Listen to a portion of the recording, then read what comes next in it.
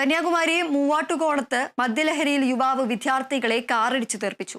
അപകടത്തിൽ ഇളയംചിറ സ്വദേശികളായ കൃഷ്ണപ്രിയ, കൃഷ്ണജിത്ത്, രേവതി എന്നിവർക്ക് ഗുരുതര പരിക്ക്. വിദ്യാർത്ഥികളെ തിരുവനന്തപുരം മെഡിക്കൽ കോളേജിൽ പ്രവേശിപ്പിച്ചു. കഴിഞ്ഞ ദിവസം രാത്രി 9 മണിയോടെ മൂവാട്ടുംകോണം കാഷ്യൂ ഫാക്ടറിക്ക് മുന്നിലായിരുന്നു അപകടം. കാർ ഓടിച്ച യുവാവിനെയും കാറിനെയും ഇതുവരെ കണ്ടെത്താനായില്ല. പ്രതിക്കായി CCTV ദൃശ്യങ്ങൾ കേന്ദ്രീകരിച്ച് പോലീസ് അന്വേഷണം ആരംഭിച്ചു.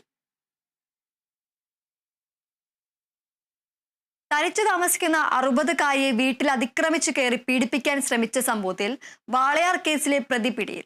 വാളയാറിൽ പ്രായപൂർത്തിയാകാത്ത പെൺകുട്ടികൾ പീഡനത്തിനിരയായി മരിച്ച കേസിലെ 5-ാം പ്രതി അട്ടപ്പള്ളം കല്ലങ്കാട് സ്വദേശി അരുൺ പ്രസാദാണ് അറസ്റ്റിലായത്. ജാമ്യത്തിലിറങ്ങിയ പ്രതി വയോധികയെ ഉപദ്രവിക്കാൻ ശ്രമിക്കുകയായിരുന്നു. കോടതിയിൽ ഹാജരാക്കിയ പ്രതിയെ റിമാൻഡ് ചെയ്തു. തൃശൂർ പൊയ്യ സ്കൂളിന് മുൻവശത്ത്